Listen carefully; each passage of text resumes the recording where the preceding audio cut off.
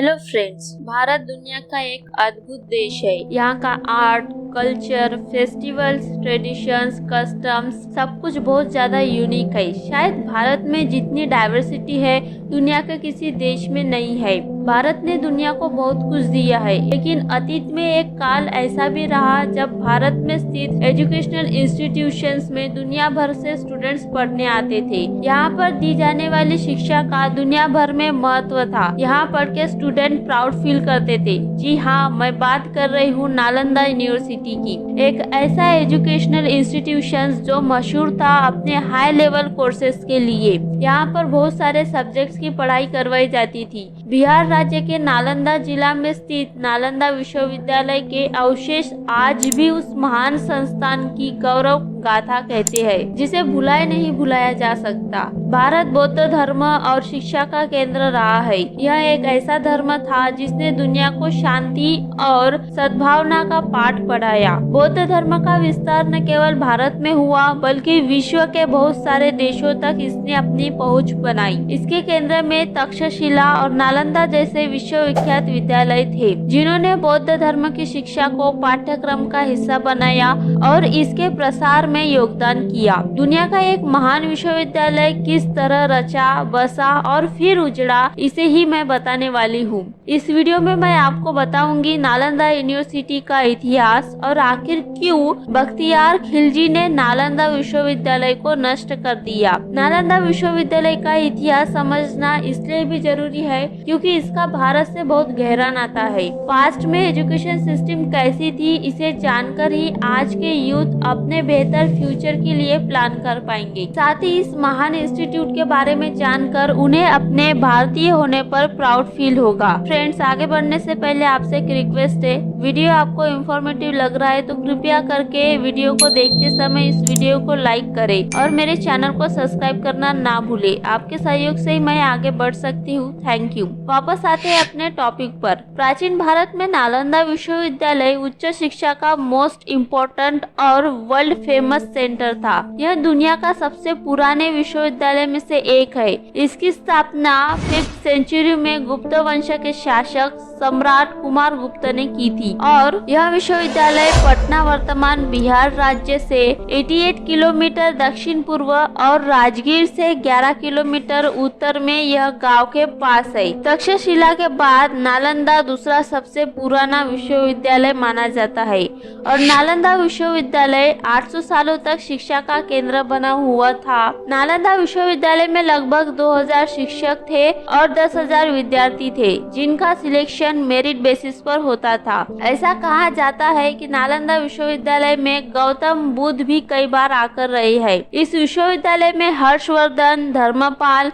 वसुबंधु, धर्मकीर्ति, आर्यवेद, नागार्जुन आदि कई अन्य विद्वानों ने पढ़ाई की थी। उस समय यहाँ literature, astrology, psychology, law, astronomy, science, warfare, history, maths, architecture, language science, economic, medicine आदि कई सब्जेक्ट्स पढ़ाए जाते थे। इस विद्यालय में भारत के अलावा कई देशों से स्टूडेंट्स आते थे नॉलेज लेने। भारत के अलावा चीन, Japan, Tibet, Bhutan, Indonesia, Iran, Iraq, Greece, Mongolia, Malaysia आदि देशों से यहाँ लोग ज्ञान अर्जित करने आते थे। सबसे खास बात इस विद्यालय की यह थी कि कोई भी फैसला सबकी सहमति से लिया जाता था, यानी टीचर्स के साथ स्टूडेंट्स भी अपनी राय देते थे। यानी यहाँ पर डेमोक्रेटिक सिस्टम थी। इसमें धर्मगुंज नाम की 9 मंजिला लाइब्रेरी थी, जिसे 3 अलग अलग नाम में कैटेगराइज किया गया था। उसका नाम रत्नरंजक, रत्नोदधि और रत्नसागर था। यहाँ 90 लाख मैन्युस्क्रिप्ट और लाखों किताबें थी। कहा जाता है कि जब खिलजी ने नालंदा विश्वविद्यालय को जलाया था तो उसके लाइब्रेरी की आग 3 महीने तक जलती रही थी। अब इससे ही कल्पना की जा सकती है कि यहाँ कितनी किताबें रही होगी। साल 1193 में तुर्क सेनापति बख्तियार खिलजी और उनकी तुर्की सेना ने नालंदा विश्वविद्यालय को पूर्णतः जला डाला और साथ में वहाँ के बौद्ध भिक्षुओं को भी जिंदा जला डाला। पहले भी नालंदा विश्वविद्यालय को नष्ट करने की कोशिश की गई थी। पहला विनाश स्कंदगुप्त के शासनकाल के दौरान मिहिर कुल के तहत ह्यून के कारण हुआ था, लेकिन स्कंदगुप्त के उत्तराधिकारियों ने पुस्तकालय की मरम्मत करवाई और एक बड़ी इमारत के साथ सुधार दिया था। दूसरा विनाश 7वीं सेंचुरी की शुरुआत में गौदास ने किया था। इस बार बौद्ध राजा हर्षवर्धन ने विश्वविद्यालय की मरम्मत करवाई थी।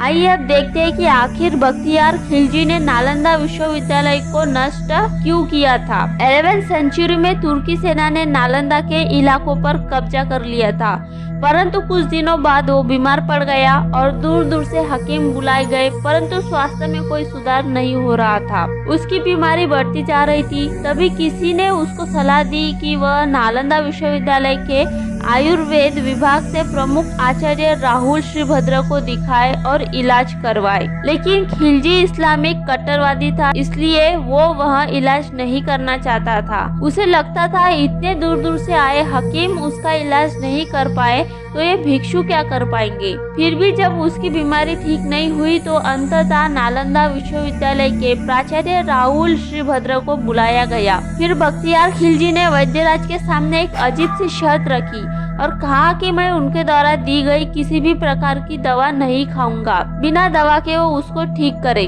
वैद्यराज ने सोचकर उसकी शर्त मान ली और कुछ दिनों के बाद वो खिलजी के पास एक कुरान लेकर पहुँचे और कहा कि इसे दिन में 2 बार पढ़ना है जब तक कि आप ठीक न हो जाए। बख्तियार खिलजी ने वैसा ही किया और 1 सप्ताह के अंदर ठीक हो गया। बख्तियार खिलजी समझ नहीं पाया कि ये कैसे हो सकता है। कहा जाता है कि आचार्य राहुल श्रीभद्र जी ने कुरान की किताबों के पन्नों के किनारे पर दवा का लेप लगा दिया था, जिसे खिलजी ने थूक लगाकर पढ़ा और दवा अंदर गई और वो ठीक हो गया। खिलजी और क्रोधित हुआ कि कैसे ये बौद्ध भिक्षु इस्लाम से आगे है। उस वक्त बौद्ध धर्म का प्रचार भी बहुत जोर पर था, इसलिए खिलजी इस्लाम के प्रचार को बढ़ाने और बौद्ध धर्म को नष्ट करने के लिए बौद्ध धर्म का एकमात्र केंद्र को नष्ट करने के लिए नालंदा विश्वविद्यालय को जला दिया, जिसमें करोड़ों मैन्युस्क्रिप्ट और किताबें जला दी गई और उसके साथ ही वहां के विद्यार्थी तथा आचार्यों को भी जिंदा जला दिया गया।